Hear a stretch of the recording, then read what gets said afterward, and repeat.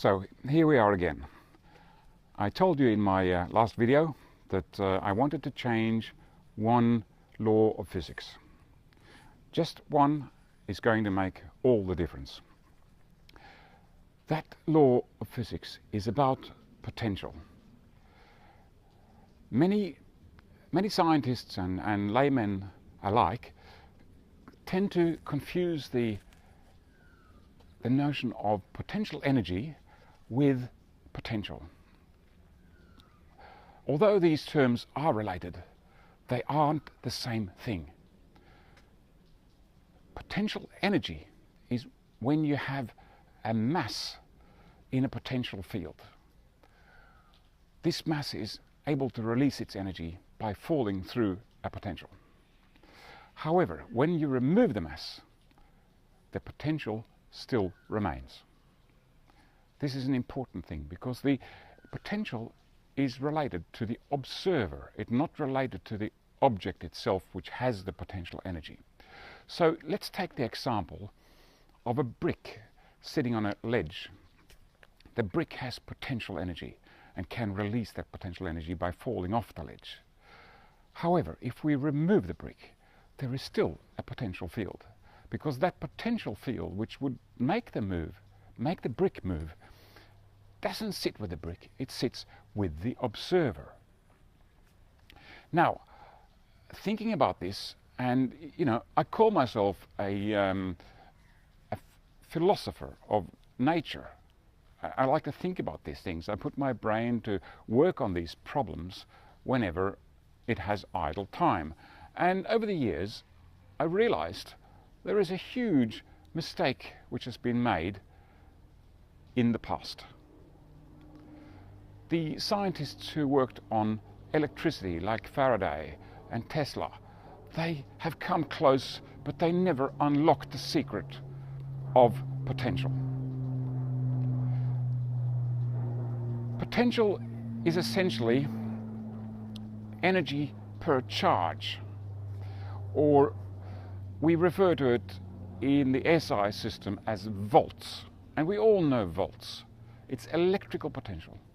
And I will show you in the next video and the following videos how there is only one kind of potential. There isn't gravitational potential and electrical potential. It's all the same potential, and I can prove that if you read on and read my paper. The key which helped me unlock this problem of potential was when I realized that potential is indeed limited. Now, this is not such a strange concept.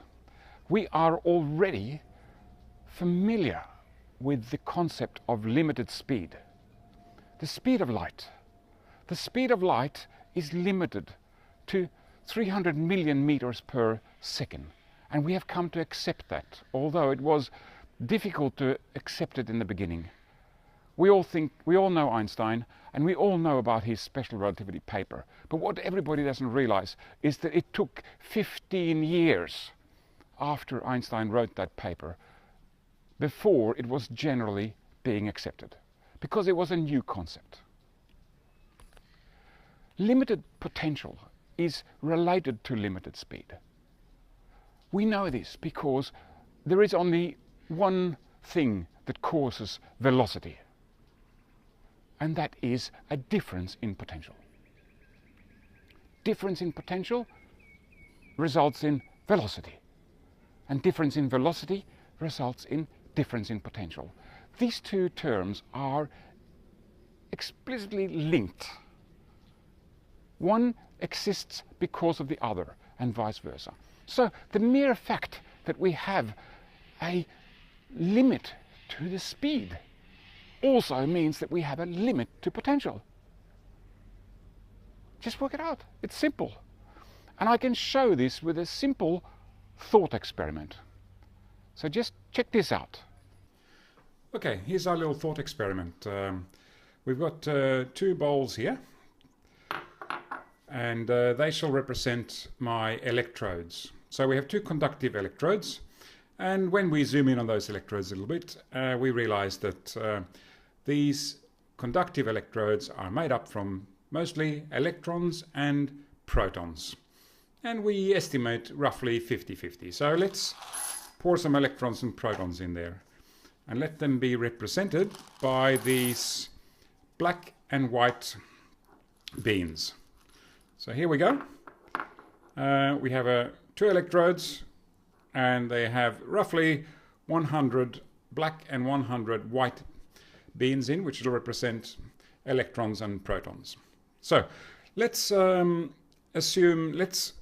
assign the electron to the black bean.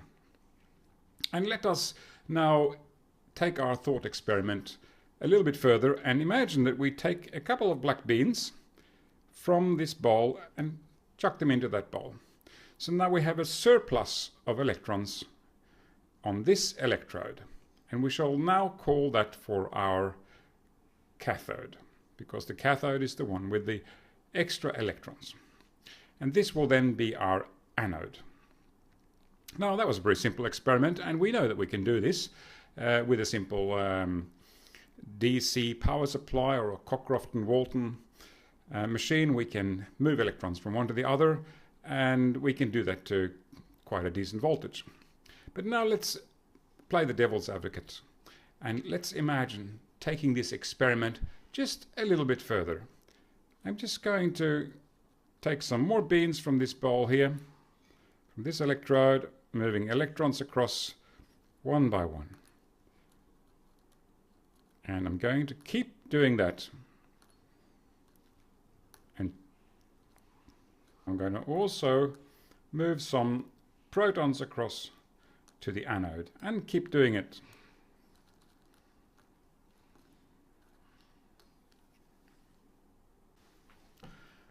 And here we go. There's only a few electrons left in the anode, and we just pop those across here to the cathode. And right away, I think everybody can see what my experiment is about here. It's clear to see that we have reached the limit. At this point, it isn't possible to charge the electrode and the cathode any more than what we have done already. We've reached an absolute limit. All protons, all electrons. So, as I just demonstrated, you see there is a limit to potential. You can't charge a cathode and an anode to unlimited potential. It's an asymptote. The potential flattens out and reaches an asymptote at 938 million volts. 938 million volts.